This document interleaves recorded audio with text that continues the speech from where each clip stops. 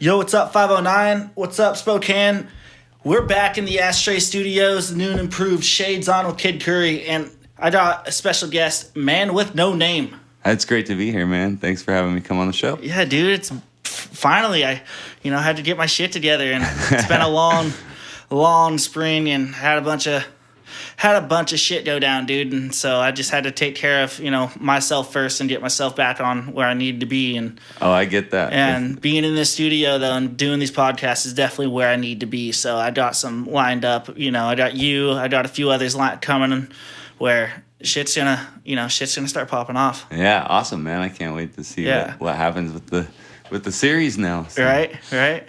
So tell us a little about yourself. Where are you from? I'm Man with No Name. I was originally born in Portland, Maine, so I'm from back east. A lot of my influences are East Coast rap and East Coast music. All that boom bap hip hop. Yeah, I grew up back there, so it's in my blood. And mom was from all different areas of the East Coast. She grew up with family everywhere, so from New York to Maine, I had family and stuff, and was always into music and whatnot. So no matter what I've done, from death metal to rap, I've always had something to do with music. Metal? Yeah. How long? When was that? I've been doing music since 2003. My very first band was rap rock, and then like some Limp Bizkit, like more like Rage Against the Machine mixed with some really heavy screamo shit. So like all of Head PE or something. Yeah, like all of our choruses were just like scream your head off, and then damn, in between I'd rap my verses or whatever, and then I went from that to death metal with my band Testament of the Wicked, and we wound up touring with a bunch of big name bands off Metal Blade, and did a bunch of cool little things, little tiny tours and whatnot that. With bands that are now big that were then nobody, Was that back east? No, that's here when I got out to Washington. Okay. I didn't start actually doing music till I was here and rooted and kind of had a family going already and everything. Okay. So. How old are you? I am 42 years old. Fucking dude, killing it still in the scene. Yeah, man, I don't stop. You're only as old as you feel, so they try to take the mic away from me, and we're gonna fight. I feel that shit, dude. I've had to tell. Last show I hosted, kid kept just popping off or saying some dumb shit. I had to tell him to shut up, and I'm glad they turned his mic off and let me do my thing. Right? No, you gotta kind of just music's like, for me, that's where I can express myself with no limitations. Life throws us all limitations in one way or another, but when I'm in front of that microphone or have a pen and a pad in my hand, like, you can't tell me I can't write something or I can't do something in that song if I'm telling that story or whatever. I can actually put forth all the effort and imagination and just inspiration into that music and share it with the world and show people no matter what life throws at you, you can stand back up and keep going.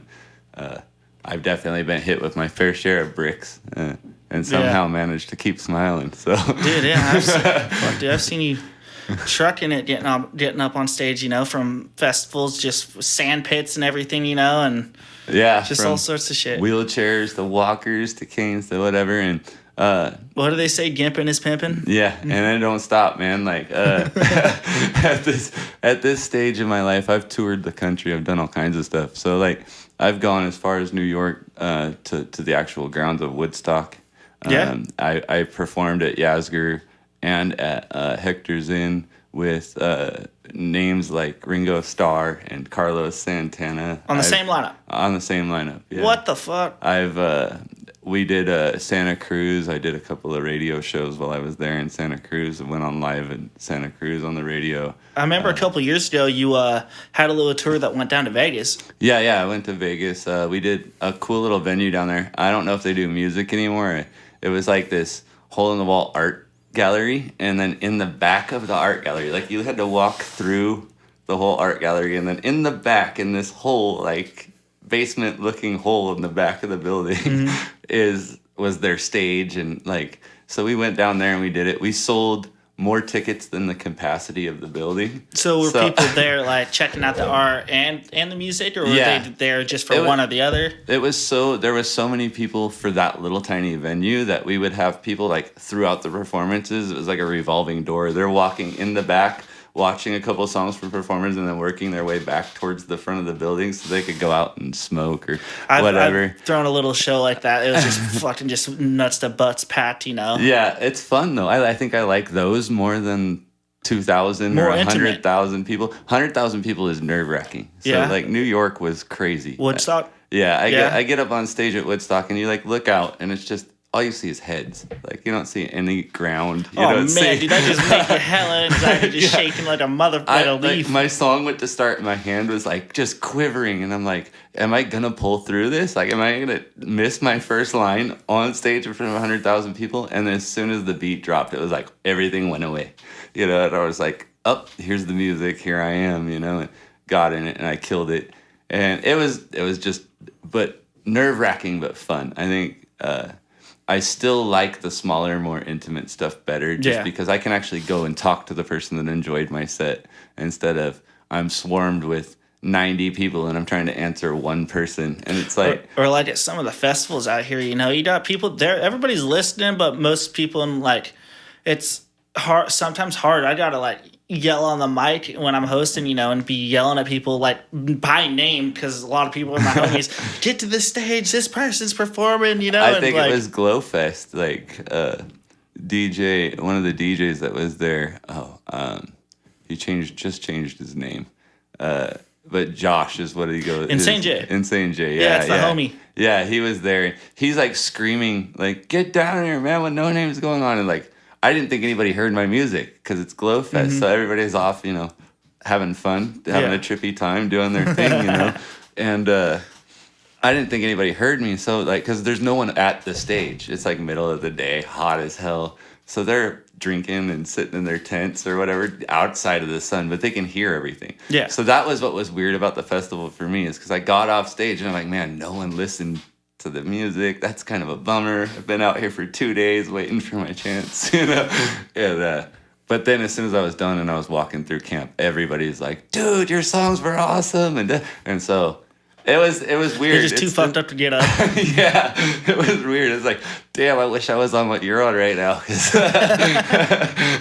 normally the case, man. I feel it. I go to a lot of them festivals. I help promote it. I've helped out Rage Rabbit with a few of those Glow Fests or whatever, and hosted a few of them. So I mean, I definitely and then understand SRD it. Fest, that's a whole different vibe. That was when I first met you. You know, yeah, those are a whole different vibe because I know all the older musicians out there. So like these are guys that do blues and jazz and stuff typically out of my element. But I know these guys because I've been in the music scene for almost 20 years now. Like, Yeah, that SRD Fest, you were the only rap artist there. yeah, I was the first. That was the first year they hosted a rap artist, and I was the only one that first time. And Yeah, then I after that, remember. they started bringing a few more in, which is cool.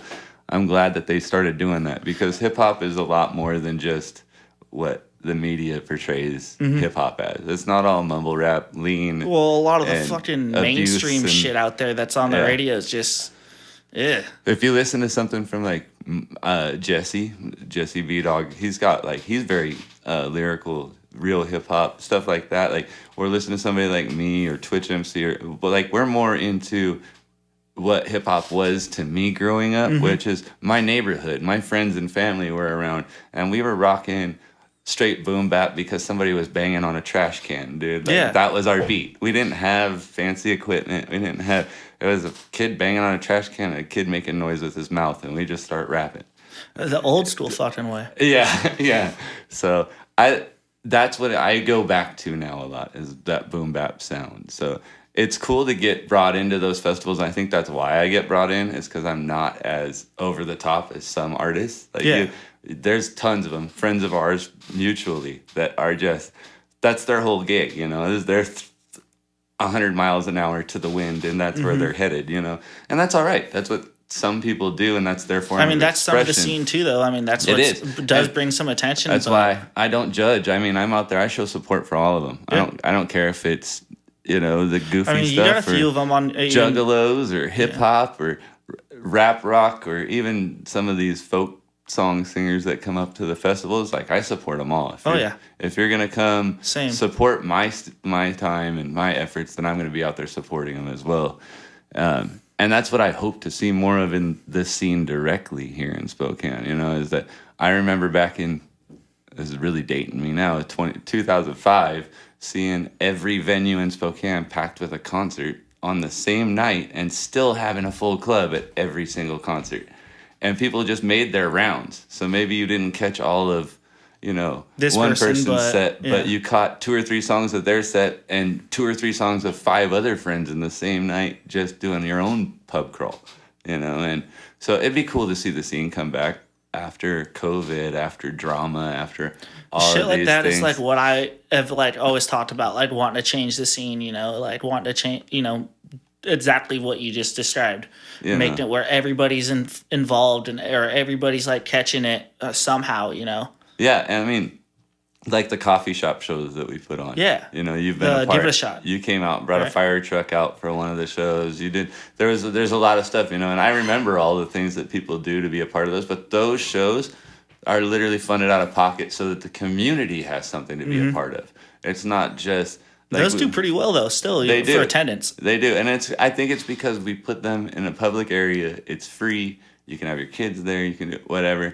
and there's not a stigmata. Like I don't welcome violence at my shows. I don't welcome thug mentality. If you want to do that, that's fine. Take it out elsewhere. But while you're at the show, come enjoy the show. Have a good time. Show love. Give love. Support one another. That's what something I other, see very big at your shows that you throw is like everybody, almost everybody stays to watch one another. And that's there's a lot of artists like I'm kind of a jerk about it because I'll tell people, hey, if you're gonna be on the show, stay and support each other because that's what this is about. Yep. Like if you leave right after your set, then those other artists see that they're not building a network with you. We're just putting on a show. And you got your set and you did your Axl Rose thing and you're out, And I say Axl Rose because I feel like that's a very prima donna thing to do. Yeah. Is not show love for the other musicians. You know how much work it took to write your song.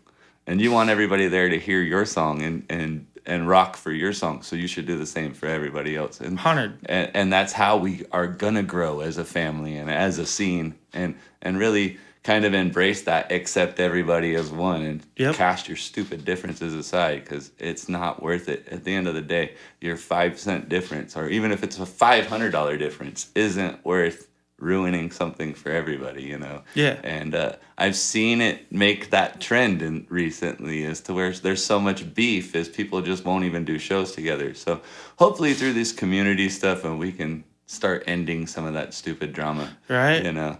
If we didn't learn anything from Biggie and Tupac, then I mean, shit. It's not like any of us are even that big at all. It's like why the fuck it's not? A good It's only gonna make a better show. It's only gonna make things prosper and just grow more and bring more of attendance and just be sharing fans. Like somebody I bring that's there to support me loves your fucking shit and never even heard of you, and vice versa. And there's even artists out there that I maybe not like them as a person outside of music, but if they're there on a show, I'm there in support in the crowd regardless, because that's what we have to do for each other. We have to set these differences aside. You don't have to hang out with each other after the show, but for the sake of the crowd and for the sake of the fans and for the sake of music as a whole in our community, we need to just all come back together and show love for the music. Fuck everything else. Yep.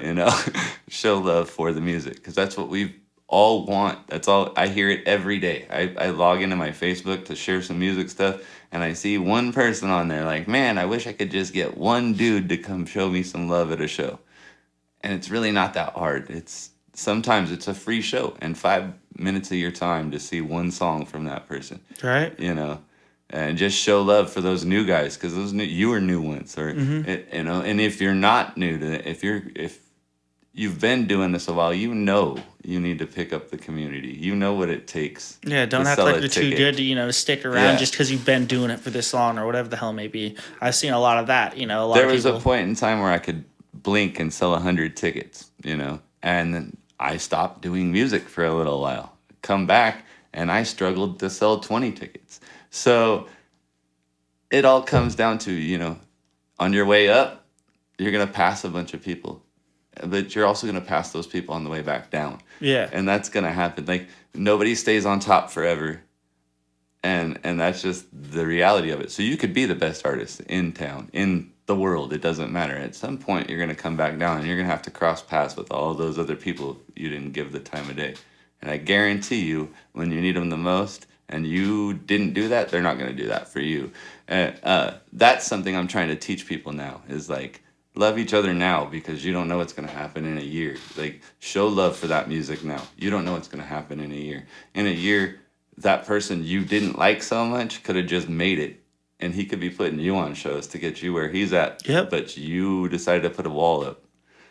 You know, I see it. I've been doing it a long time. No, that's definitely a very valid, 100% valid point, you know, you just made. I see that with a lot of people. I mean, even if I fucked with a lot of people in the scene, but I see that out of like, you know, at least half of them, you know, and it is what it is, you know, you can't make everybody be friends with everybody. I mean, I'm a fucking social butterfly where, you know, I'm floating around, you know, to each different crowd or, you know, different artists or whatever it may be. But, you know, it's like there's always going to be somebody that doesn't want to fuck with that person. So they don't want to be on that same show as them or and as yada, a promoter, yada, yada, you know? I hate hearing that. Like that's when I hear somebody say that, I'm like, you don't care enough about your own career to not worry about what he's doing. Yeah. Like, does that make sense? Yeah, like, I try to tell people, like, if they say that, be like, well, why don't you just go and outperform them? Or why don't you just go and show them that, you know, show love and be the bigger person. Yeah. Like, there's kill them with kindness. Yeah. There's so many different ways to handle it than just,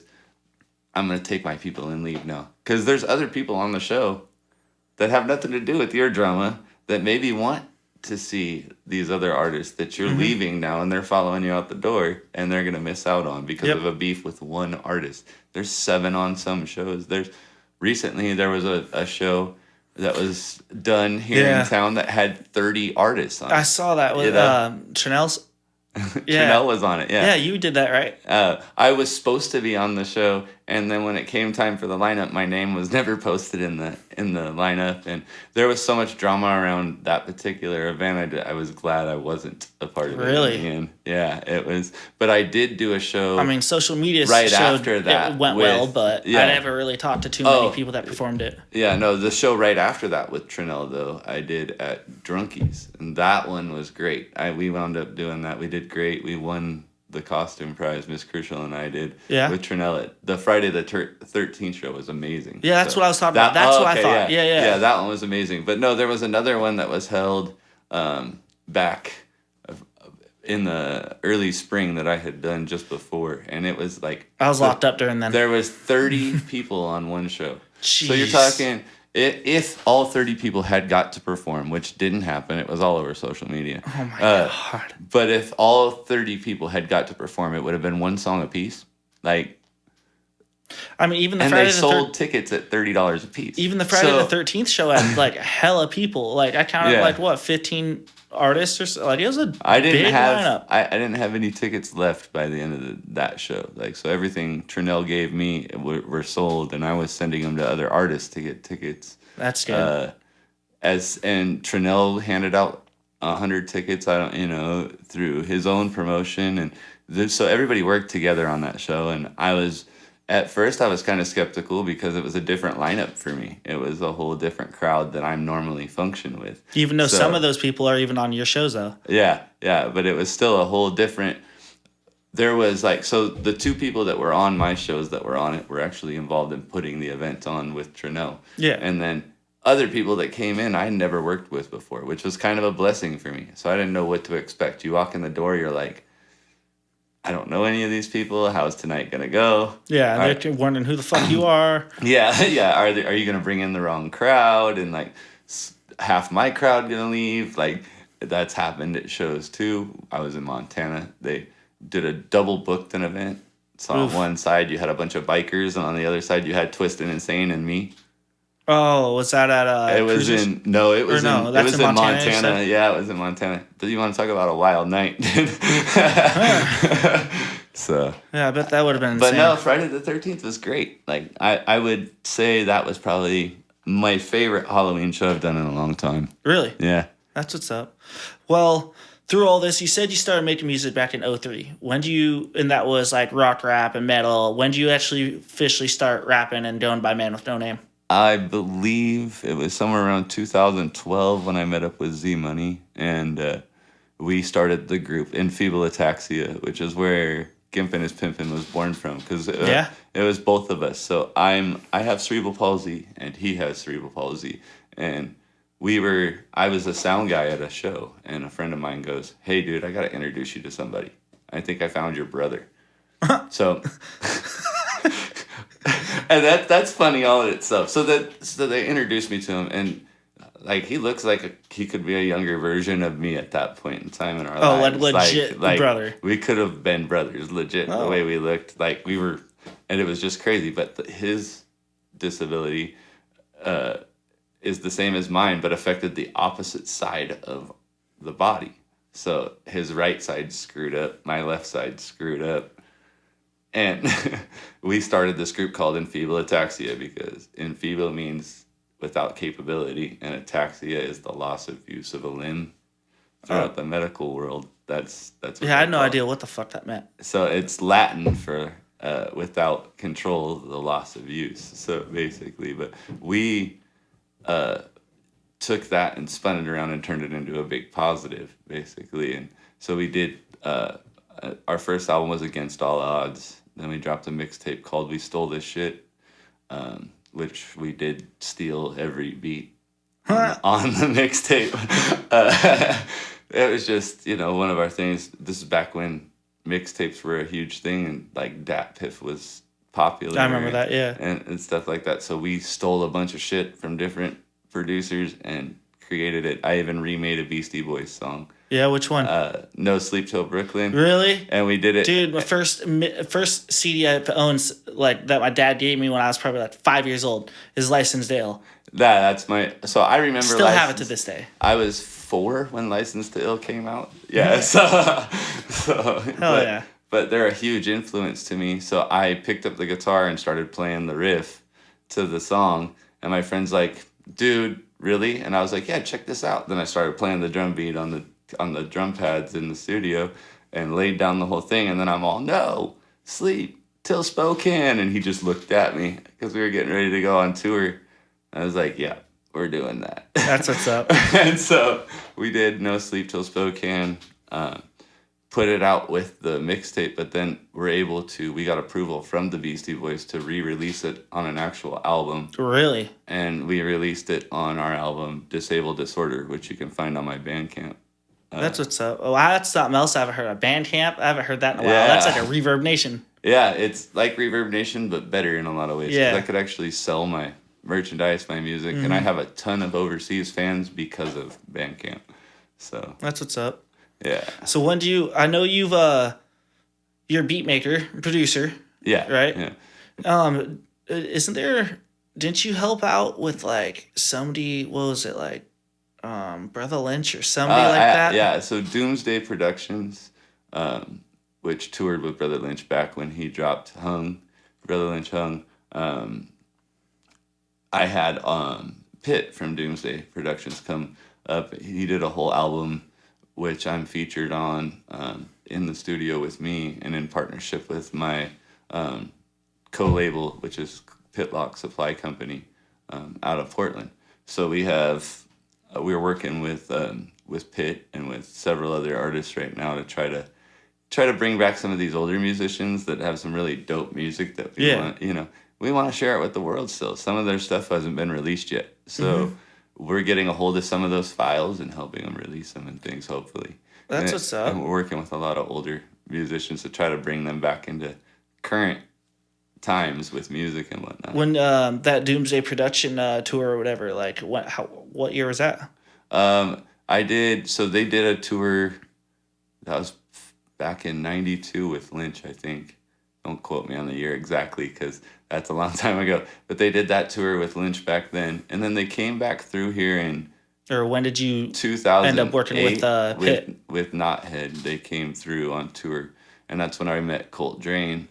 For the, I think, second time we had run into each other. But we had actually started talking more about that time. And all of Doomsday was with them. So Playboy 7 was there, Eclipse was there, Pitt was there. they came through and they did a show with Enfeeble Ataxia, and that's when I started talking with everybody and kind of got the ball rolling. We didn't know where things were headed yet. We were just all talking and bullshitting and whatnot. And come right when COVID hit, was when we flew Pitt up here, and then he stayed in my house with me and my son and my wife, and we just worked on music, grinded out his album, which is on Spotify and Pandora. It's Apocalypse Pit and Cult Drain, and they have that one out, and he's got 2 more coming out, one with Brother Lynch on it, where they're collabing on an album. Hell yeah. And hopefully that happens here soon. It just, So it's do a you have matter of features with works. him?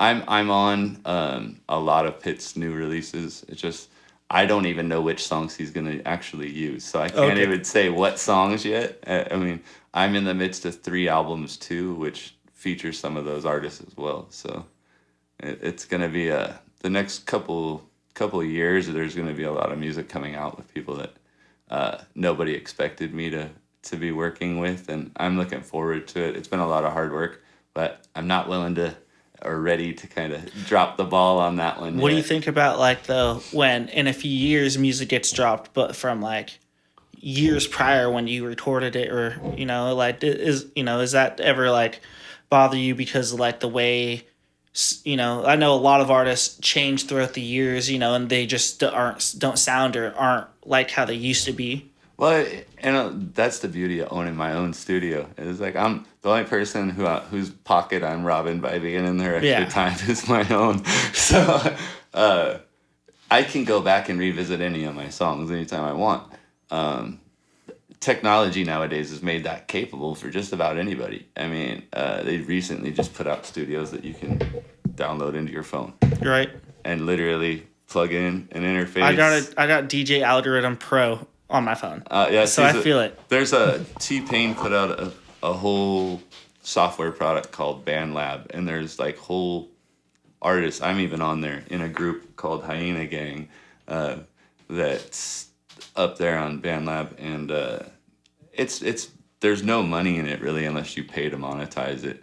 I'm not going to, because it's just, for me, I still love the studio feel. I love this being able to get my hands on the controls and actually mix. I feel like I can do a better job. I'm limited less. I mean, the processor in your phone works at about 1/3 of the speed of an actual computer. So for me, I still love that old school feel of being in the booth. If I had my way, I'd still have a bunch of old analog equipment, the stuff that doesn't even plug into a computer at all, But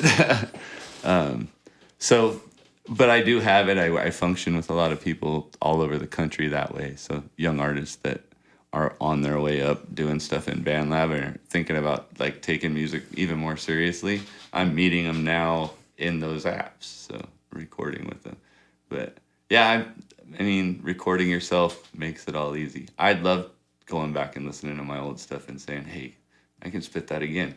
Oh, like, dude, give me the chance. I mean, and now that I own my own stuff, the chance is there every chance I get. I don't know. It may be just a little different with podcasts, because I go back to some of my old ones, and like I'm proud of like how much I progressed through the years. But damn, it's like cringy to watch my first couple ones, and like not trying to like talk bad about my work of anything I've done, because I'm proud of it all. But it's just the fact of like, damn, like I did that, or I dressed like that, or fucking I talked like that, or one of my most popular songs I don't even like anymore. Yeah. Like it's just like I listen to it now and I'm like, I could have done that so much better. What but song? Everybody loves it. So it's like, What song's that? Haters Need Hugs. Okay. Yeah, it's like that's a huge popular song. Like it's been downloaded more than any of my other songs. It's crazy. And I get why, because it's such a positive song, but I felt like that was younger me. I was 25 years old when I recorded. Oh, damn.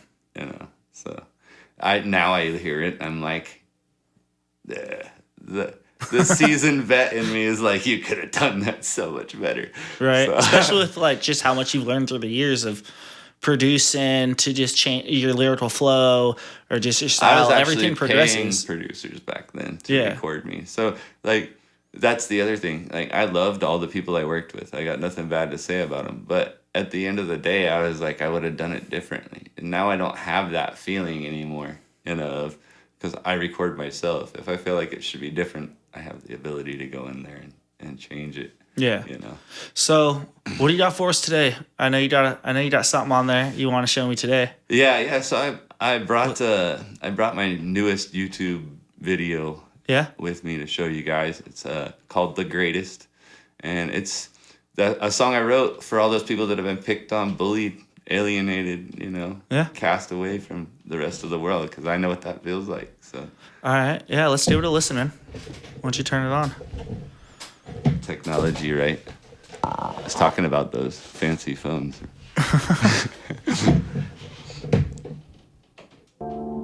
Yo. This one's for all them people out there that have been picked on, bullied, alienated. You know what I'm saying? Underrated, so mistaken, misunderstood and hated. I've been picked on, bullied, and I've been berated. I've been left out, cast down, that's okay, I can take it. Since birth been alienated, I know I can be the greatest. Underrated, so mistaken, misunderstood and hated. I've been picked on, bullied, and I've been berated. I've been left out, cast down, that's okay, I can take it. Since birth been alienated, I know I can be the greatest. I'm always seen as different, and I've always been a target. They quick to judge the package, but inside that's where the heart is. Loyal to the death, wearing broken wings and scarred skin. They fight for another day, because homie, that's what art is. Heart lives inside of a man, and I'll never give up. I got a middle finger to the sky, screaming I give a fuck. I'm lucky enough to make it through all of life's battlefields. I bled real blood and I broke down my body. Now I can tell you how battle feels. My battle's real, and I would not change a thing. I do this all for you and me, and I hope to share all the love that it brings. My people are my everything, and that could be the death of me. When the death bell rings, you let it ring. Please share these lessons that I sing. Bring to the table all we can for this community. It'll take the strength of you and me to build these blocks of unity. Construct the higher thinking. I hope one day we'll truly see a vision for a quality life. That's the way it ought to be. Underrated, so mistaken, misunderstood and hated. I've been picked on, bullied, and I've been berated. I've been left out, cast down, that's okay, I can take it. Since birth been alienated, I know I can be the greatest. Underrated, so mistaken, misunderstood and hated. I've been picked on, bullied, and I've been berated. I've been left out, cast down, that's okay, I can take it. Since birth been alienated, I know I can be the greatest. I'm the greatest.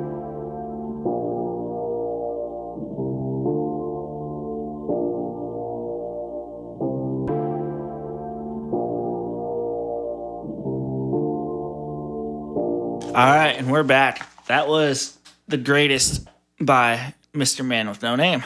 Yeah, that was a lot of fun to do. And on the video, Miss Crucial filmed everything for the music video for me, and we did it in Garland in front of some murals there. I just kind of like the whole vibe, because it tells a story, and it also, I hope, inspires other people. No matter what you're going through now in life, things can change. Yeah. You just got to take control and say, you know what, I am the greatest. I mean, I don't, not necessarily on like the whole greatest aspect. I mean, there's some podcasters and, just some hosts, I look up to, that I'm like, damn, I hope I can be like that one day. But definitely of trying to, take a grasp of my life and just trying to, move on and move forward from anything that has held me back or any problems, I've had. This last year is a rough one, but I'm not looking back, I'm moving forward from it all, and I'm trucking through it pretty damn well. Yeah. For me, the whole term, the greatest too, was the greatest me I can be. Because, I'm not out there to measure myself against other people. It's not going to get me anywhere. Yep. So, what is it like in the, day in the life of Man with No Name? My day-to-day life is pretty awesome. I got a great wife, a great kid. He's 17 years old. He toured with me from the time he was 2 years old, wearing shooter's muffs on his ears. He got to run around backstage with Guar. He's lived a full life as far as a kid from a musician. I never hid my life from him. And then outside of that, everything I've done is built up to something better, you know, throughout time. So I started off with nothing, built my own studio, and then I was working for other people, and now I'm transitioning into a new phase of my life where I'm owning my own businesses. So Yeah, the food truck, Taste of Insanity. yeah, and so it's great for me because now I'm not working for somebody else. If I make a mistake, the only person I'm hurting is me. Yeah. So, and my business partner is my best friend. He was my best man at my wedding. He was there when I brought my son home from the hospital. So, bass player for 2 of my bands, you know, so the long relationship with the people involved in it, and I got my son working on the truck with me. And Is that his first job? It's awesome. No, he started working when he was 14 years old. Oh, wow. He got a job as a dishwasher for a Chinese restaurant. Down the way from you? Yeah. All right, I know what you're talking about. I got some friends that perform there. Yeah. So he started washing dishes at the Red Dragon and got another job with me. We were working for the Red Lion Barbecue down there downtown Spokane, and we were feeding like Gonzaga University, 700 people with just me and my son for the restaurant, and just crazy stuff. And I kept saving my pennies, you know. And that's an all day. That's an all day cook right there. Yeah. The poor kid, you know, he's there with me. I got your back, Dad. So that poor kid, he's been through hell with me, but you know, we have a pretty strong relationship. He's my best friend. I wouldn't change it for a thing. Dude, that's awesome. And I envy that. I hope I can have that one day. Yeah, I mean, it's possible, man. It takes a little effort. Yeah, just gotta have the kid first. About 5 minutes or so, and then the rest of it's just wait for them to be old enough to teach them shit. Right. But no, like that's the best thing for the food truck part is cool because now. Yeah, how's that going? When we bought the food truck, we didn't even technically buy it right off the bat. It was a friend of mine's food truck. He built it to get a job, and he wound up getting a job in a career he really loved, and the truck was sitting there. And I had just gone through hell health-wise, was in a wheelchair most of the day, and the food truck allowed me to be on my feet and hold myself up and work. So he let us use the truck for a couple concerts, and we started with $60 in our pocket, some groceries, and a borrowed food truck. I mean, and I'm like, all right, dude, we're licensed. Let's go. I took a whole paycheck to license just for the licensing, and to get approved from the health department. And that first show, we turned around. I think we made $600, and we thought we were doing good.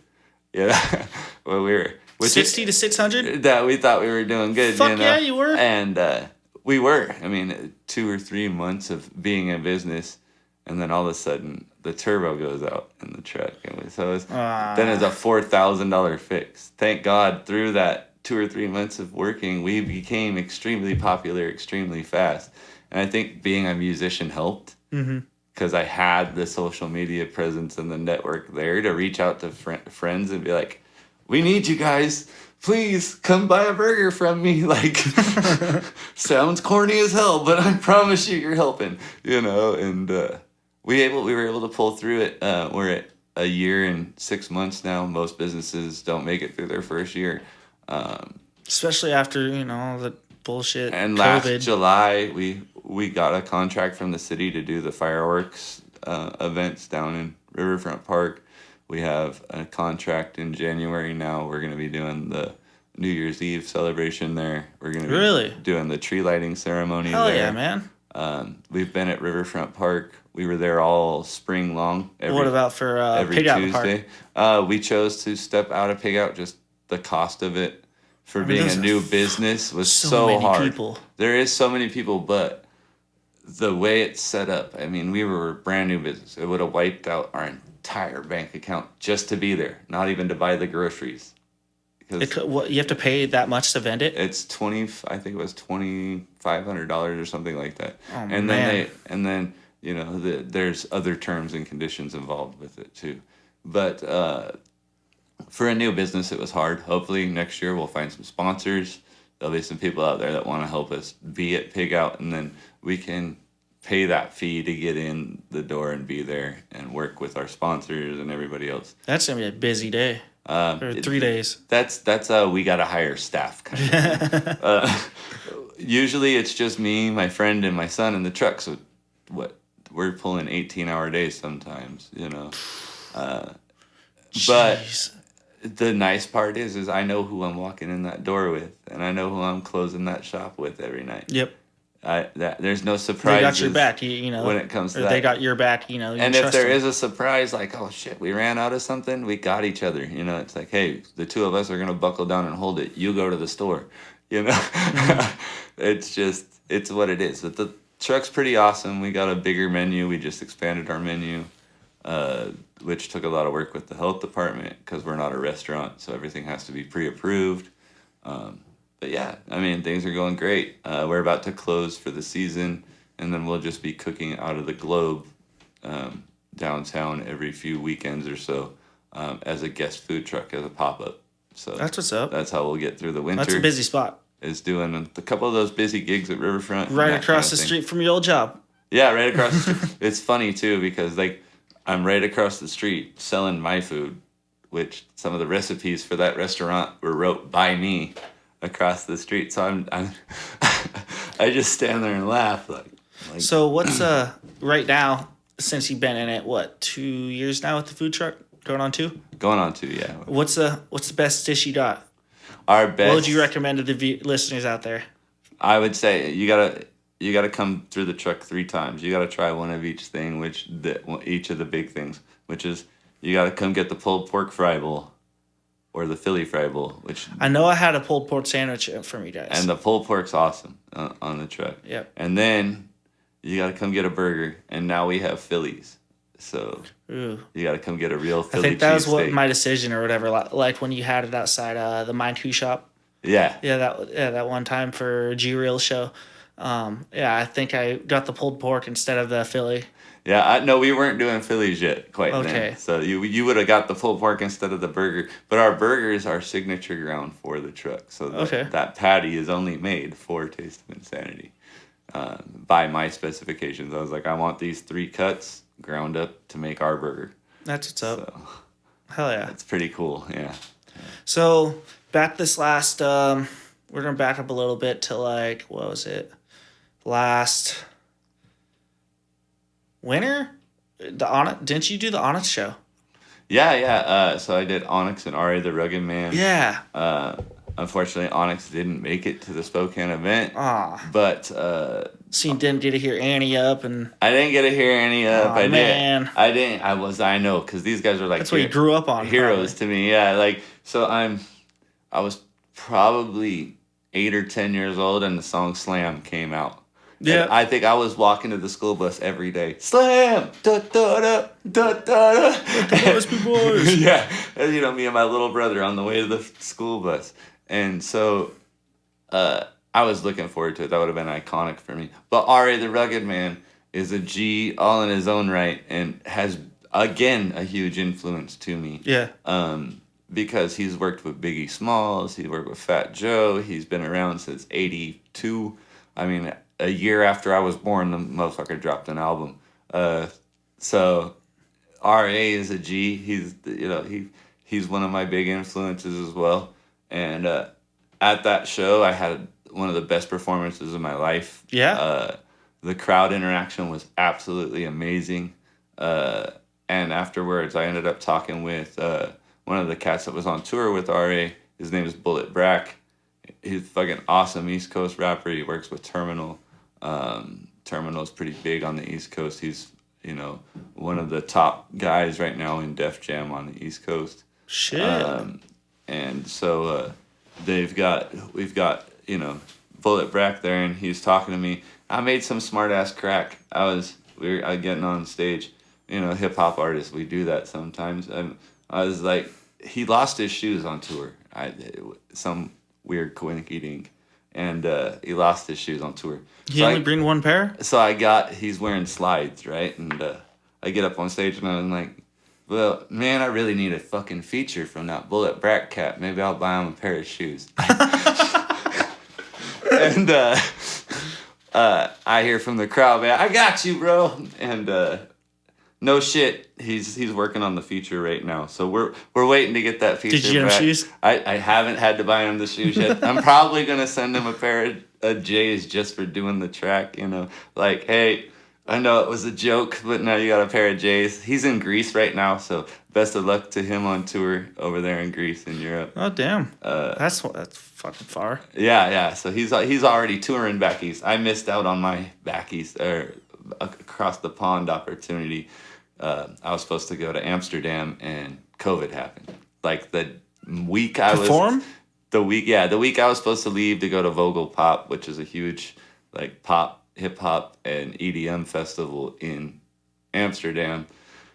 COVID locked down the airports. How so does one get on, dude, from Woodstock to just some of the big, like, these shows you mentioned? I'm just like, no other hip-hop artist around here really is hitting certain, like, that different genre-filled events, like, and let alone that far away. How does one get on those? It's a lot of networking, a lot of time just educating myself on how the industry works. Yeah. You know, and a big part of it is effort. I mean, sometimes I was just showing up at motherfuckers' shows 100 miles away from home. Like, yo, Cat, how do I jump on your fucking tour? He's like, what do you mean? Weren't you just in the Spokane show? Yeah, I live there. You drove all the way. Well, I was impressed and I want to do a tour with you. So how do I do that? And so some of that was just me being ballsy. Some of it was I did a lot of charity events early on in my career, which opened the doors with bigger artists right off the bat, because I was raising money for children's hospitals and things like that. So I'd be calling their agents. How much are you going to charge me to have, you know, Sir Mix-a-Lot come down? That one didn't work out. You know, I wanted it to so bad. You never hopped on any of the shows when he came here? It didn't, for whatever reason, I was never hit up. But when I was calling his agent, at the time, the 501c3 supporting what we were doing didn't have the money to pay Sir Mix, or we would have brought him out here for a free show that was donations to Shriners Hospital. So it would have been... That would have been hella cool. Yeah, you know, so we were trying to work on that. He wanted something like, I think it was 20 grand or something, which for him, that's not a lot of money. Just like Tech Nine.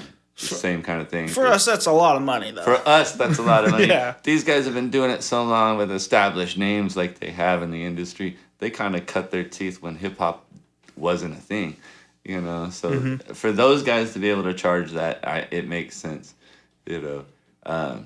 I charge a decent amount of money if I'm going to go out of town. I mean, you do, but...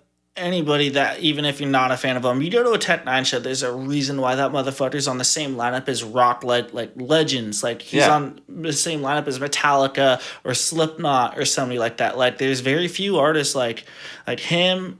Yellow Wolf has been doing it, I've been seeing, but very few rap artists. That was on one lineups opportunity with, I'm really sad about, is I missed out on the opportunity. Like, their performance level is on a whole nother... the way they perform is just on a whole nother level. And, like, I'm not, like, you know, the craziest... Tech Nine's dope. I'm not a crazy Tech Nine fan, but I've been to 4 or 5 of his shows because of how Tech himself, he's a great performer. Tech himself is also a cool guy. I ended up striking up a relationship with Chris Calico because of a close friend of mine who's done a lot of tours with Tech. And my Gimp and his Pimpin' shirts, we had them for years, that were bright green on a black shirt. It said Enfeeble Ataxia on the front. And I had brought my friend a XXX t-shirt. I was like, dude, this one's for you, da-da-da-da-da. About 15 minutes or so goes by, I'm sitting in the district pub right there next to the knitting factory, and he pops his head in the door, and he's like, hey, you come here. What the fuck's going on? So I get up and I walk into the merch area, and Chris Calico's standing there with my fucking t-shirt on, and I'm like, really, bro? I look right at my friend. I'm like, I gave that to you, and his jaw just hit the floor. He's like, you don't even care that I gave it to Chris? I was like, well, I gave it to you. If he wants a shirt, I'll go get him one. But, like, I brought that for you. And he was like, well, I don't know what you're talking about. Walked away. That Chris ended up bullshitting with me for the rest of the night. You know, That's what's up. He's like, wow, dude, you really. He's are a great just performer down there." too. Yeah, he's awesome. I just released a track with him not too long ago. Yeah. Twitch MC and I did one. Yeah, I heard that one too. It's called Disappear, and we've all wanted to disappear from time to time, but that was our thing, and saying, you know. Or sometimes you do it without even wanting to. Right. And I've got a couple more that might be popping out here soon with Chris too, so. Hell yeah. We'll see what happens there. But it's all it's a lot of cool. I mean, a lot of it is happenstance. I ended up knowing the right people at the right time to get where I was at, you know. So just like the t-shirt thing, I didn't even intend to meet Chris that day, but it happened that way. I mean, my very first Tech 9 show, I was like, I think 18, and I was up in the underage VIP section, and actually had met Tech 9. I felt like somebody was breathing down my neck. And because like he's like leaning over, and I turn around and he's like shh, and steps forward, and it's all him and all his face paint, and he's watching Stevie Stone's First Night signed to Strange Music, and I was just like I was shaking like starstruck. I was like, what is this really? And I was not even nearly a big fan, like the fan I am now, but like I was just like, oh, like I'm at a Tech 9 show, tight. And it was like MGK's one of his first big tours. I met him that night too, and he signed a mixtape. Was that the one with Ritz? No, it was MGK, Mayday, Stevie Stone. I was gonna say because the Calico and Tech. When Ritz, MGK, Tech 9, Jaron Benton, and Snow the Product all came together. What? When they did that would have been fucking phenomenal. That show. I was on that show at the Knitting Factory. I was a feature on a friend's song on the stage at the Knitting Factory, so it wasn't actually my show, but I did get to open for all of them that night. Like, that yeah, was I don't fucking think. Epic. Yeah, I don't think Jaron Benton. There's no way, dude. I don't know. I don't think Jaron Benton was on it, and unless I just really didn't know at the time, and I don't think Snow the Product was on, or Ritz. Because I listened to Ritz when I was back at that time, but that was like when I first had heard I was listening to MGK and was rapping his music up in when I feel like nobody knew his music, and I ran down there. People like Ritz ended up, it was funny. I was waiting for him at his merch studio, and he opened up a cover of his mixtape, signed it, and handed it to me, and I'm getting bum rushed. And people are all in between us, and MGK, he treated me like a somebody when he was coming up, and that meant a lot, and then being able to just see Tech be so fucking cool, but it's like I'll never forget just my first it was all around great show. I've opened for almost everybody that's signed to Strange too. So I've opened for. Because I was on the Ritz show with Tech and Jaron Benton and Snow the Product. But I was on Stevie Stone. I was on Cut Calhoun. I've opened for Mayday. I've opened for Mayday's fire. Mayday. I've seen them only twice. Every October 4th. It's my son's birthday. They come through Spokane. It's like a yearly thing. For the first 3 years, we celebrated my son's birthday at a Mayday show because we opened for Mayday. Me and my son together opened for Mayday. That's what's up. For 3 years. So it was like the first 3 years they were coming to the pin. Boom, boom, boom. It was me and my son opening for them. And Strange Music for me, I don't jump into the following of Strange the way everybody else does, but as artists, I respect them massively for the amount of effort and work that they put in, the way that they grind, the way that they have the following they have. They have some loyal ass fans. Yep. But yeah, I mean, they're great. And Tech himself is, like I said, he's a real chill dude. When the time I did meet him, there was no arrogance. I do remember him telling one kid in line right behind me, you're way too crippin'. And I just fell out laughing because, it's Tech 9 telling this young kid, you're way too crippin'. And the kid just decked out in blue. So, wrong show, buddy. Right. Fuck. So with start back in 2003 and then starting rapping in 2012, how would you feel like the scene has changed through the years? I mean, you've been in it for a minute. And still doing it. It's still a scene. It's still doing what it does. With the way that artists change, things change. It's just all the up and coming rappers. So the vibe changes from year to year, and I've just kind of learned that's gonna happen. That the vibe changes from year to year. So when mumble rap really first became a big thing, I didn't know what the fuck to think of it. You know? I don't think anyone did, dude. Yeah, that's just me being an old head and being honest. Is like, fucking, here's this guy who I grew up on shit like Rakim, and I'm hearing guys go in their track, and like, that sells. And then I find out, oh, it's more the beat. Yep. That's selling, you know. So that took me some time to adjust to trap music. Is something that like I've done a lot of, but there is some good trap. I've done a lot of it myself, because with time you have to change or you fall off as an artist. Yeah. So I've done a lot of trap myself. I have a song with Pitt's son. He goes by Keith the Beast. It's called Alpha Dogs, and it is as hood trap as you can get. Like, you know, it's straight up talking about, you know, anything hood and trappy and ratchet, and just, that's what it is. But that was me writing to fit the times, you know, and that's on my album Good, Bad, and Ugly, and there's a lot of trap music on that. It was produced by Young Nab, Wishmaster Beats, and a few other well-known trap producers. So slowly kind of just worked my way through, and over the years, yeah, I've seen it progress into just different styles. I was working with my food truck at the Globe just last weekend and saw something I never thought I would see, and that was an artist by the name of Katie Badlung ended up playing at the Globe, and he was like pop punk, but no band. I mean, he's just a flash drive and a microphone doing his thing, just like a rapper. And I was like, yep, that's technology, you know. Yeah. You can just hire the guy to play it in the studio now. Yeah. Just So do it all off the computer or just buy it. So that was new for me, because I'd never seen pop punk done that way. Like, he just rapped pop punk. It took me a minute to wrap my mind around it. Yeah, I'm still like, what? Yeah, so yeah, it sounded like some Blink-182 type stuff. Okay. And then I like walk out into the I'm seeing a lot of dance rappers. floor. There's a lot of rappers actually like coming out and starting to do that shit. Like, I mean, I feel like MGK started that trend, but that now you got like Fat Nick, who's coming out and like, I don't know if anybody even knows who he is or fucks with him, but I mean, he's like part of that like schema gang type music shit, and that was like hella trappy, like trap like music, and now he has like a full band behind him and has like, yeah, your pop punk, and it's actually pretty fucking good. And Yeah. then Trippie Redd's I think even done some. Look at what Post Malone's doing. Yeah. Now. Like, he totally switched up too. Like, his new stuff's got country in it and shit. I'm like, Post Malone though, like I remember when he first came out and I was like, man, this dude's dope. I did not expect he was gonna be as big as he did, or as he's made it. But on top of that though, like he just is an all around, like he can do it all.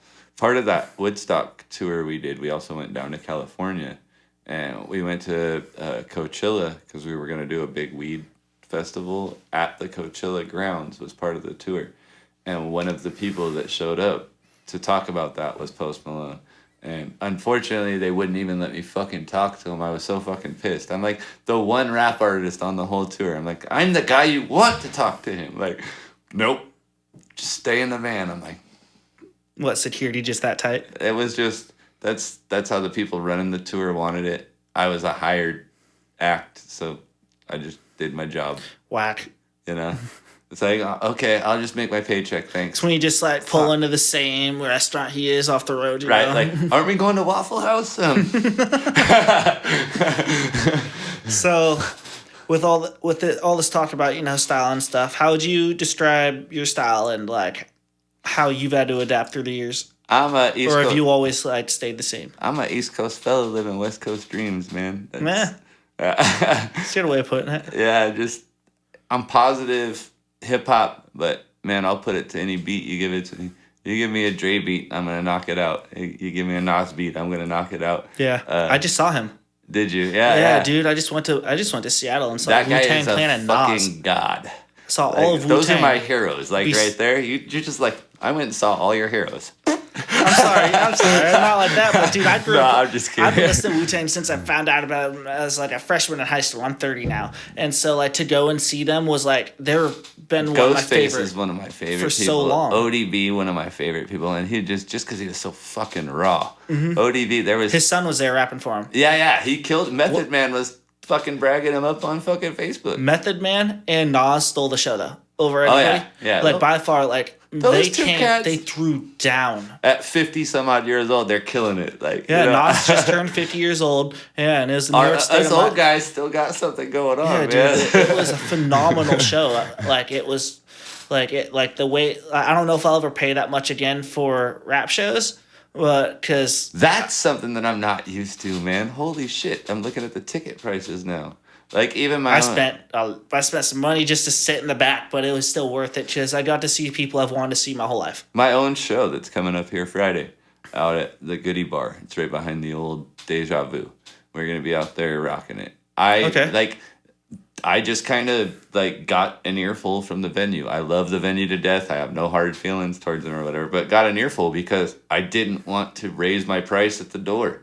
Like How much you charge? I was charging 10 for tickets, so I was like, let's leave it 10 at the door because I want people in there. I just want y'all to come out and rock with me. Dude, I'll throw a $5 at the door show just to get people, just to have it packed. She was like, you should raise it to 20 at the door. I was like, Like I don't want to do that. You know, it's like big thing. Sorry, but big thing is, I want people to come see us. So if we're charging, and I can't fathom $20 a ticket for a local show.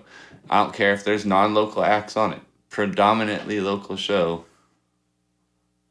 I can't see charging more than $10, but I see it every day now on Facebook.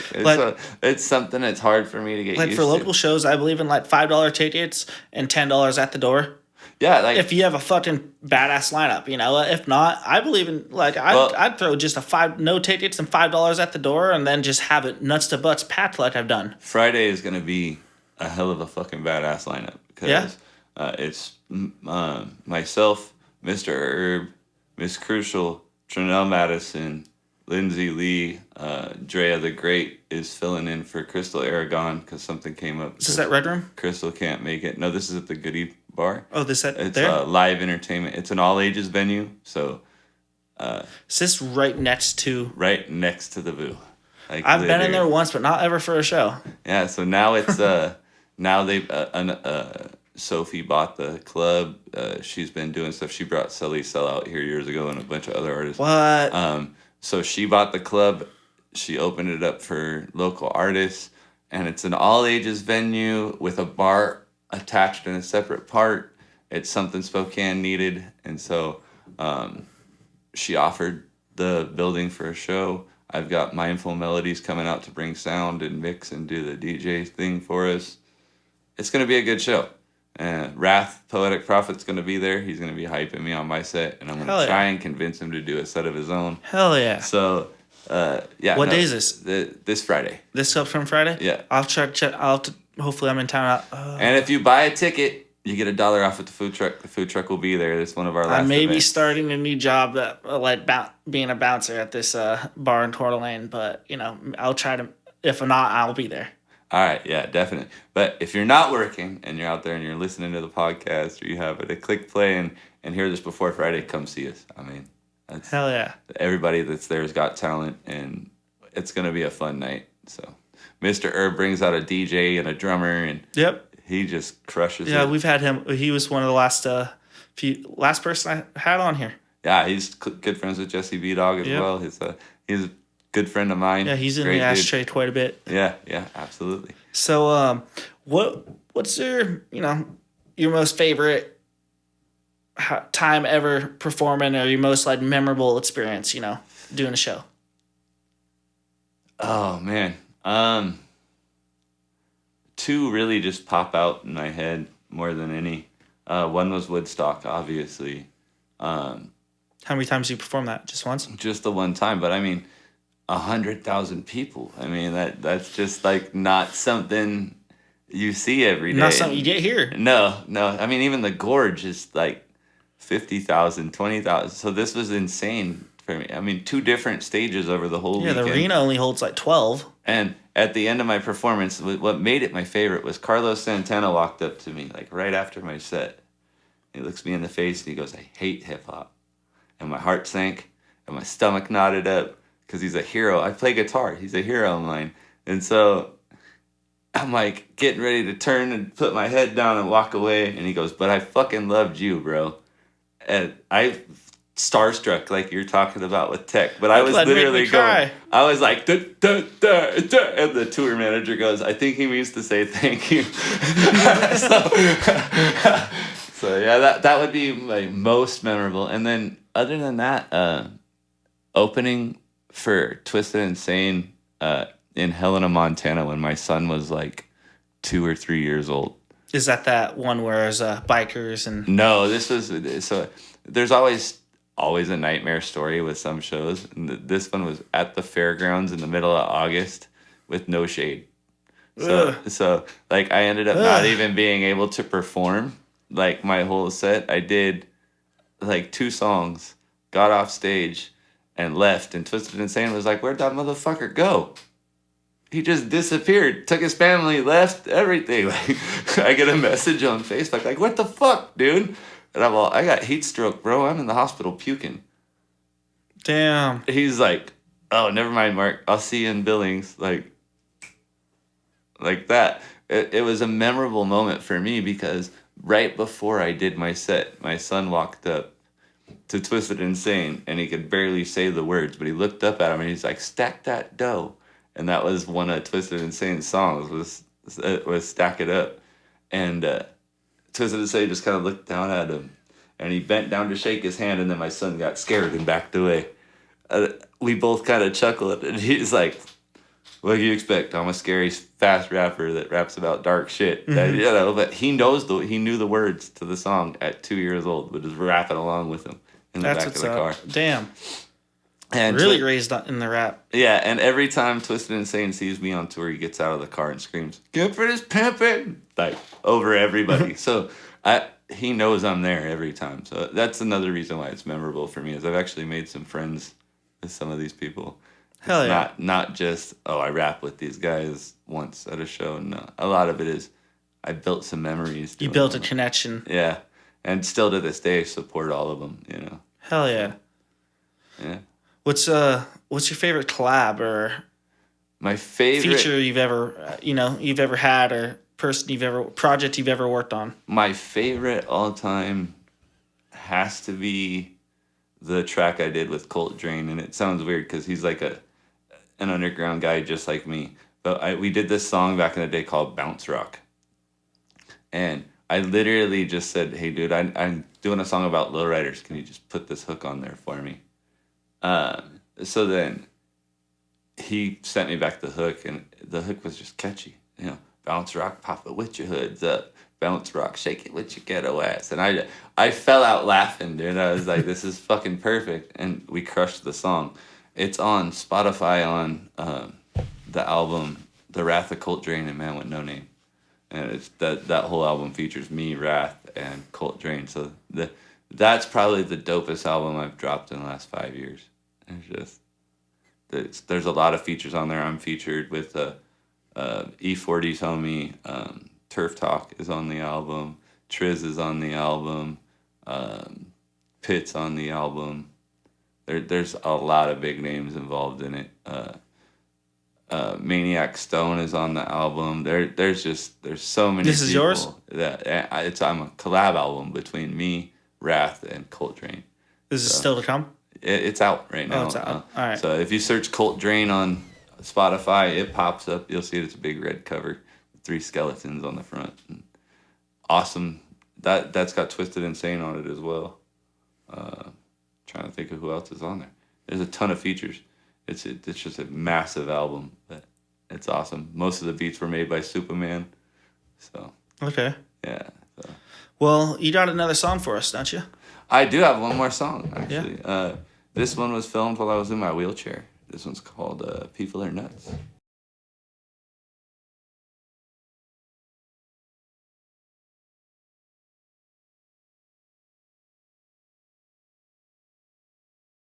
These people around here insane. They think that I lost my brain. But I ain't ever gonna change. I ain't gonna go out that way. These people around here insane. They think that I lost my brain. But I ain't ever gonna change. I ain't gonna go out that way. So sleep on a G and doubt me if you want to. I lay the bricks, cut the path that I walk through. I get to the top, then fam, I got you. There's the way. Should all get dropped till we done pre-reduced. Then we got to say that happens overnight, but it's not true. Put a lot of work in just to get to where we got to. Say grinding them gears. Hashtag drop proof through hip hop. That's what I spit. Independent in this music biz. Real life, that's how I live. I tell my story, every bar and every hit. I may be alien, but that's okay, cause different is better to me anyway. These people say that I've gone insane, but I ain't gonna go out this way. This art is my passion and I will progress. As long as I try and I do my best. Every dime and every penny I invest means every mic and stage get wrecked. Hear my voice as you lying in your bed. I hope that my chords get stuck inside your head. For me, this music will not end. And he says out here, wish I'm better off dead. These people around here insane. They think that I lost my brain. But I ain't ever gonna change. I ain't gonna go out that way. These people around here insane.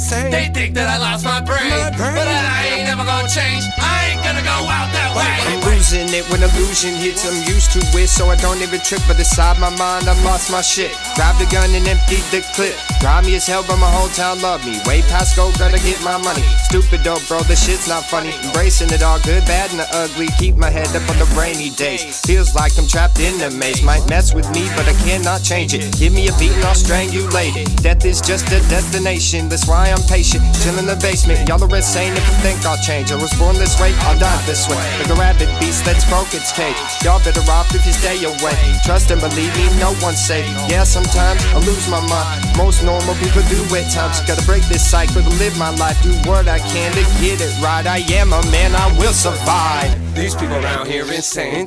They think that I lost my brain. But I ain't ever gonna change. I ain't gonna go out that way. These people around here insane.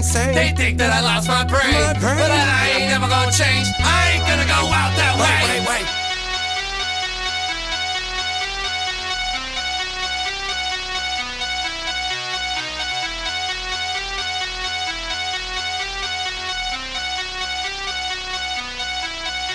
That song was It's like a scary movie type beat. yeah, I produced that one all myself, yeah. From scratch, right there in Alienated. And then the video was shot and edited by Udell from Canetown Music. So that was pretty awesome, awesome video. We had a lot of fun doing that. Northtown Mall came up right as we're finishing the last scene and was like, "You guys gotta go." Like, okay, no problem. See you later. Just drove off. But if they had come up in the middle, that would have sucked. We would have had to, find more locations and shit to film in. But, Well, all right. I got just a few more questions, and we'll wrap this up. right on. So, that was People Are Nuts by Man with No Name. Now, that's already out. And then The Greatest It's also out. is also out. on my album. What new Fistful of projects you Dollars. got coming? Right now, I've got, like I said, I got 3 albums in the works. Not really ready to drop names on them yet, but one is a collab with Wrath and Colt. So we'll be kind of revisiting that. That's one of the things that's coming out. I got a solo project that should be dropping around New Year's, as well as Miss Crucial has a solo project. Wrath has a solo project, all dropping around New Year's as well. And just I got a collab album with Miss Crucial that I'm working on as well. So there's just a ton of stuff in the works. We don't, not really ready to drop names or give any sneak peeks, but when that time gets closer, I'll definitely reach out to you All right. and make sure that you get to hear one of those songs before anybody.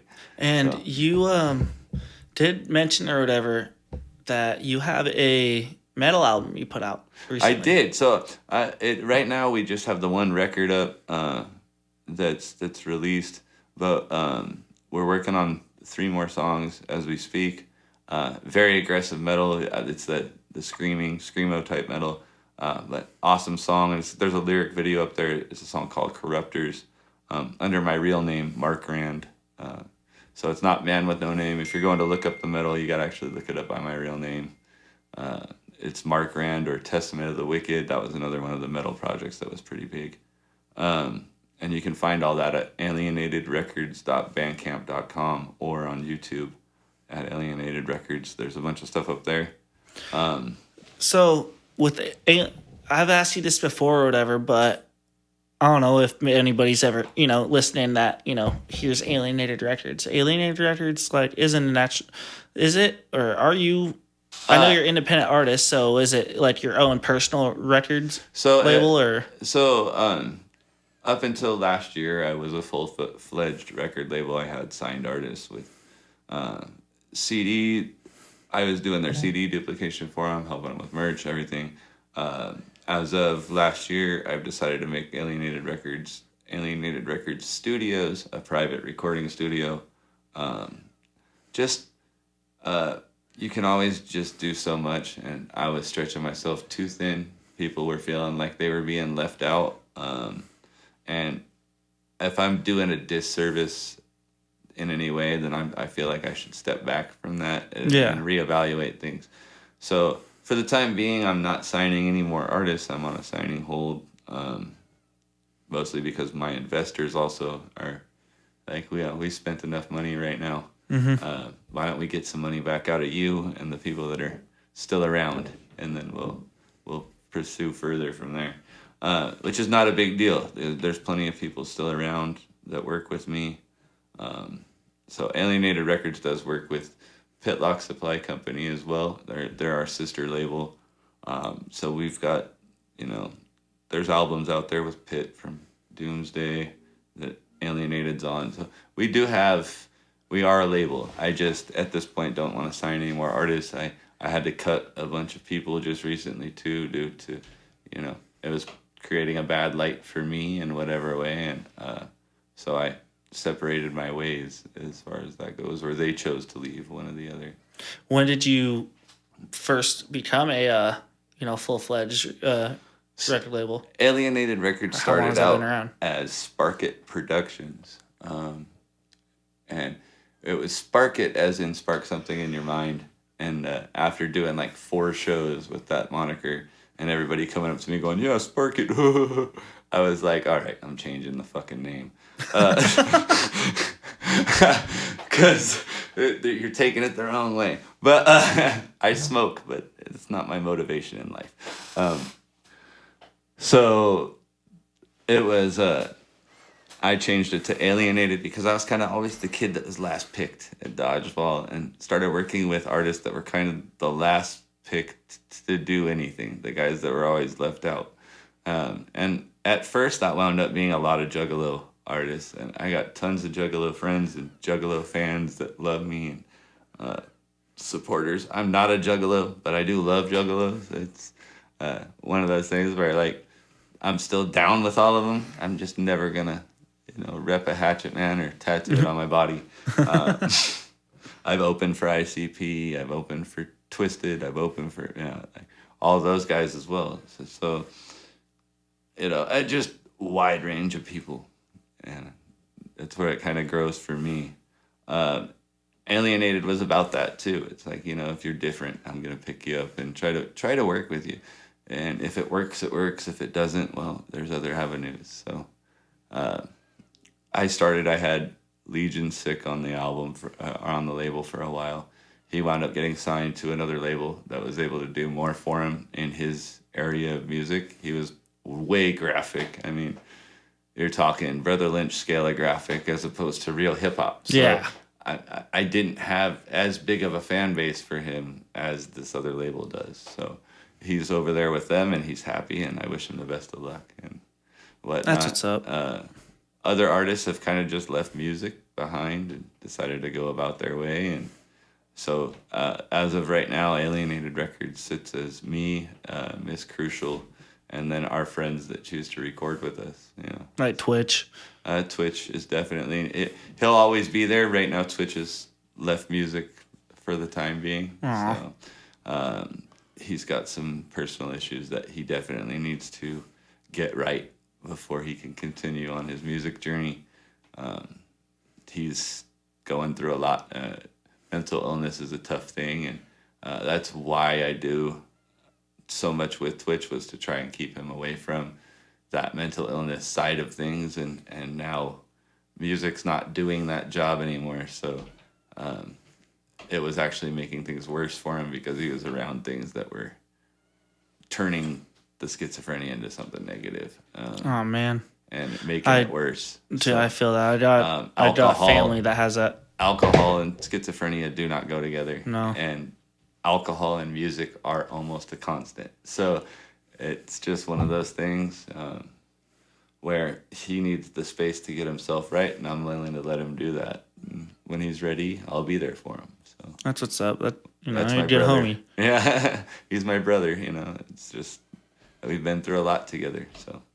So I don't know if you remember. So I know the first time I actually met you was at SRD Festival with YMG. But the first time I ever saw you was, what was this, 2018. And it was a Halloween show that was packed at the checkerboard bar that me and my old co-host Trevor Desi did. Yeah. When I Desi. first started out with Trevor before he remember got me that. doing podcasts. He was Captain Shout out Jack Lion King. Sparrow that night. He was Captain Jack Sparrow that night. Yep. Yeah, I remember. Yeah, that was the first time I ever saw you come in and perform.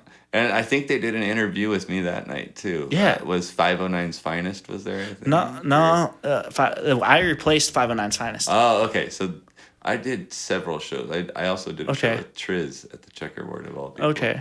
So crazy, huh? It's just like Yeah. that's weird. So that's where that got mixed up. But no, Trevor worked with them too very briefly. Yeah. Yeah, and then I replaced them, and then we brought Desi on as the co-host, and she booked you for that the show or whatever. I remember because we weren't sure if you were showing up, and he showed up, and you were pretty much our headliner for the night. Desi has always been a huge supporter of mine, so I got to give her big thanks for always sharing the love. She loves music wholeheartedly. She will be at any music event she can be at. Her daughter's absolutely adorable. Comes up, says hi, and she loves being at the events too. So. I get big hugs from them, and her and Desi, Grandma, and Whisper. Yeah, Whisper's great. She's great. So. Yeah, it's all awesome, man. It's tight-knit community here. That's what I love about Spokane. Yep. That's why I can't wait to see it thrive again. I want to see people together. Get together and have fun. Right. Fuck all the negative. We've got enough of that. Turn on the TV, dude. Right? So, fucking, you're going on what, 20 years as an artist? 20 years as a professional artist in rock and rap. I started in music as a child. So with 20 years in doing rock and rap, just in general doing music, what would you say, or what's the best advice you've been given thus far in your career? Do you. It sounds stupid, but that is the best advice you can have. Is keep doing what you're doing. Don't worry about what somebody else is doing, because if you're taking the time to worry about somebody else, you're not worried about yourself. And the only way you get anywhere in the music industry or in the arts community at all is by making sure that you're doing right by you first. So, and that's the big thing. You can't help anybody until you can help yourself. So. Yep. I stand by that 100%. I say that to people. So, do you is probably the best motto, piece of advice I ever got. Simple. And it was literally as I was, done with the conversation and walking away from somebody, that he looked right at me. He said, man, hey, just remember, Mark, do you. And so it's stuck with me ever since. Nice. What would you say to a lot of the up-and-coming rappers in the scene? Man, get out there. Open mic nights, standing on a street corner, it doesn't fucking matter. Get out there. Like YouTube, Facebook. There's so much Pandora, social media out there Social now. media is not where you're going to find your fan base anymore, because you've got 9 million people out there already doing what you're doing on social media. Yeah. So get out there. Go to open mic nights, shake hands with people, be a real person. Find a genuine following. Build a connection. Because that's what's going to carry you through the tough times. Not Facebook, not Instagram, not TikTok Reels. They're great for instant gratification, but in the long haul, you have to make solid connections. Yep. So get out there, do the footwork, get dirty, get your hands dirty. Don't be scared to say hi to somebody. I know the keyboard's not there to protect you, but you'll make it. Right. Well, hell yeah, dude. Fuck, dude. I mean, this is advice that even I can take in. You know? Just as a host and promoter and podcaster, it's, shit I can listen, think, getting myself back in the scene. And just, I've been away for, just this last summer. Fuck, this year I've hosted one show, DJ'd a wedding, announced two races, a snow bike race and then a flat track race. Like, I haven't had much, but it takes just getting out there in the scene and not just trying to be just prominent on social media. I mean, yeah, that helps, but really it's getting back out there and rebuilding connections that aren't necessarily lost, but people wondering where the fuck I've been. An emotional relationship is also important in business, not just in life. So, and rap is a business. I mean, it was started that way. Mm-hmm. It is a business as well, and music as a whole is a business as well. So you have to build lasting relationships too. The temporary ones are nice, Yep. That CD sale was sweet, but you better hope you see them again if you want to sell another one. Yep. Your friends and family, the ones that are there, they're going to be there to support you no matter what. But those lasting relationships with individuals you wouldn't have met any other way besides getting out there, those make a big difference. I still to this day run into people like, hey man, I saw you at this show and I talked to you for 10 minutes and it made a difference in my life because I saw that you were out here doing what you wanted to do and you didn't let shit stop you. Or you came out here and you just rocked the show. You didn't care about ego. Or you came out here and I saw you point at me from the stage. Or, those little connections, those turn into friendships and stuff later down the road. But those are the people. Those are loyal fans. Those are the ones you want. Those are the ones... They're the diehard super fan that's going to buy every one of your T-shirts and every one of your CDs. And so get out there and pound the pavement. That's all you can do. And don't be afraid to be a person. You're a human being first. A computer or a phone is simply an extension. So. Yep. Yeah. So. All right. Well, we're gonna close up here. You got anything to promo? To promote for. I know you got the upcoming shows Friday. Yeah, come to the show Friday. I think I got a show in January. So find me on Instagram, Alienated Man with No Name. Find me on Facebook, Mark Rand. That's my real profile. My artist profile is lame. Don't even bother trying to find me on there because there's 9 million hackers trying to get into my information on that. So I don't even fuck with the artist one anymore. But yeah, find me on Facebook, Mark Rand. I think I'm on TikTok, Man with No Name as well. Or Mark Rand. I think I got both there. Find me on the social media, add me so you know what I'm doing with the truck, with the events. But more and more so, come out to any event that you see my name on and say hi to me. Come up to me directly, say hello. I'd Build like that to know connection. who's listening. Love to know who's listening. Hell yeah. So. All right, you got any shout outs? Anyone special you want to thank? Shout outs to Ashtray Studios for letting me come down here and do this. And dude, thank you. Shout outs to you for bringing me on the show. Thank you. Shout outs to all my fellow artists out there that have been supporting and a part of the shows and a part of everything.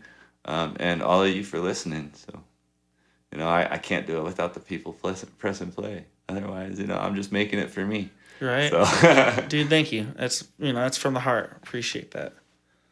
All right. Well, thank you very much, everybody. Thanks, B-Dog and the Ashtray Studios. I'm your boy, Kid Curry.